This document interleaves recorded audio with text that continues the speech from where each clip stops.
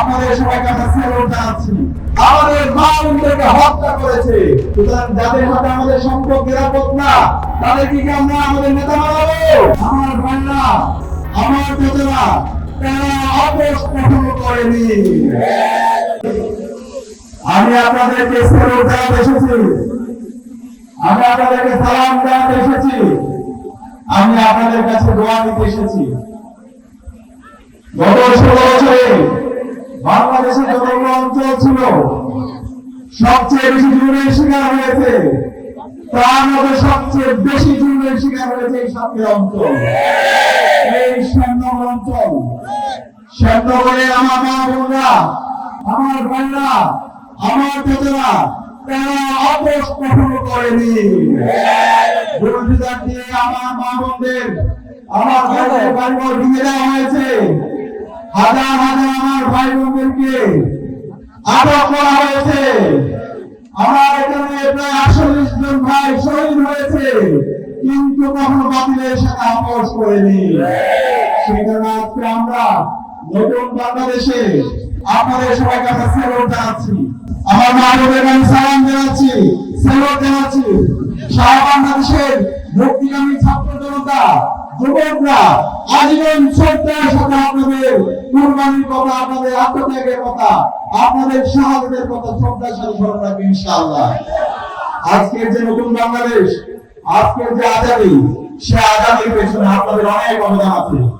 আপনারা যে আমাদেরকে পরিবারের রাস্তা দেখিয়েছেন, আল্লামা আল্লাহ হোসেন সাইদির রায় পরবর্তী সাতক্ষীরার শ্যামনগরের বাসী যেভাবে পরিবার পূর্ণ করে তুলেছিল, সেটা ছিল সারা বাংলাদেশের একটি অনুপ্রেরণা উৎস।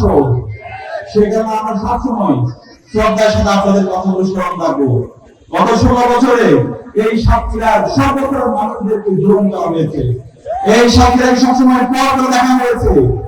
ইনশাআল্লাহ আমরা কথা দিচ্ছি, ইনসাফের পক্ষে প্রতিনিধি গাইবান্ধার কান্ডারি গাজী নজরুল ইসলাম ভাই আপনাদের সমর্থন পেয়ে বিজয় হয়ে এসে ডাক্তার শফিকুর রহমানের নেতৃত্বে আগামী যে বাংলাদেশ হবে, সে বাংলাদেশের স্বপ্ন হবে একটা রোল মডেল ইনশাআল্লাহ। আপনারা কি পারবেন আমাদের নেতা ডাক্তার শফিকুর রহমানকে এই সাতক্ষীরার 4টা আসন বাড়িতে ইনশাআল্লাহ? সিদ্ধান্ত নিয়ে নিয়েছে, সাতক্ষীরার 4টা আসনে ইনশাআল্লাহ ইনসাফের পক্ষে প্রতিনিধিরা বিজয় হবে। কাকে ভোট দিবেন? আমি 3টা জিনিস বলবো, তাদেরকে আপনারা ভোট দিবেন। যাদের হাতে আপনাদের জীবন নিরাপদ, যাদের হাতে আপনাদের কি নিরাপদ? জীবন নিরাপদ।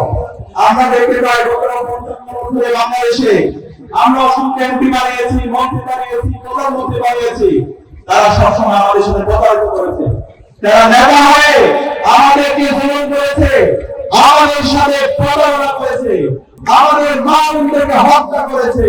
সুতরাং এই ধরনের জুলুম যারা করেছে তাদেরকে কি আপনারা সুযোগ দিবেন? আমরা সুযোগ দিব না। যাদের হাতে আমাদের দেশ নিরাপদ, আমার মা বোন নিরাপদ, আমাদের জীবন নিরাপদ, তাদেরকে আমরা বেছে দিব ইনশাআল্লাহ। আমরা একটা দলে দেখতে পাই, জুলাই বিপ্লব পরবর্তী 1.5 বছর ধরে নিজেদের অন্তর্কুণ্ডলে নিজেদের নেতা কর্মীদেরকে তারা 200-এর অধিক মানুষ মেরে ফেলেছে। যাদের হাতে তাদের নিজেদের নেতা কর্মীরা নিরাপদ না, তাদের হাতে কিভাবে একটা দেশ নিরাপদ হতে পারে? সুতরাং আমরা আর ভুল করবো না ইনশাআল্লাহ। আমাদের ইনসাফের প্রতিনিধি গাইবান্ধার কান্ডারি যারা সবসময় জলবার কাতারে ছিল, গাজী নজরুল ইসলাম সবসময় জলবার কাতারে ছিল, ডাক্তার শফিকুর রহমান সবসময় জলবার কাতারে ছিল, এবং যারা জলবার কাতারে ছিল, ইনসাফের কান্ডারি গাইবান্ধার কান্ডারি ঐক্যবদ্ধ বাংলাদেশের প্রতিনিধিদেরকে আমরা ব্যবহার বিজয় করবো ইনশাআল্লাহ। আমরা কি পারবো ইনশাআল্লাহ? এই চাঁদাবাজি, টেন্ডারবাজি, রাহাজানের মাধ্যমে আমাদের জীবনকে দুর্বিষহ করেছে। জুলাই বিপ্লব পরবর্তী নতুন বাংলাদেশে 1.5 বছর পর্যন্ত অর্জন দেখি সারা দেশে চাঁদাবাজি, সারা দেশে মানুষের উপর জুলুম করা, মানুষের জায়গা জমি দখল করা, যাদের টাকা আত্মসাৎ করা, কৃষকের উপর জুলুম করা, এই ধরনের তাদের আত্মসাৎ আমরা দেখতে পেয়েছি। সুতরাং যাদের হাতে আমাদের সম্পদ নিরাপদ না, তাদেরকে কি আমরা আমাদের নেতা বানাবো? আমরা বানাবো না। আমরা এমন লোককে নেতা বানাবো যাদের হাতে আমাদের সম্পদ নিরাপদ, যাদের হাতে আপনাদের জন্য রাষ্ট্রীয় কোষাগার থেকে যে অর্থ আসবে তার একটা পয়সাও মেরে খাবে না। ইতিমধ্যে আমরা প্রমাণ করেছি আপনাদের নেতা শেরনগরের মাটির মানুষের নেতা গাজীউল ইসলাম ভাই দুইবার এমপি ছিল, আপনাদেরকে একটা পয়সা মেরে খেয়েছে? একটা পয়সা মেরে খাই নাই। আমাদের দুজন মন্ত্রী ছিল, তিনটা মন্ত্রণালয়ে তাদের দায়িত্ব ছিল। শহীদ মওলানা মতিউর রহমান নিজামী, শহীদ আলী হাসান মোহাম্মদ মুজাহিদ, যে সময়ে বাংলাদেশ দুর্নীতিতে চ্যাম্পিয়ন হয়েছে, সেই সময়ে এই দুইজন মন্ত্রীর বিরুদ্ধে একটা পয়সা দুর্নীতি কেউ দেখাতে পারেনি। সুতরাং আমরা প্রমাণ করেছি, আমরা কথা রেখেছি।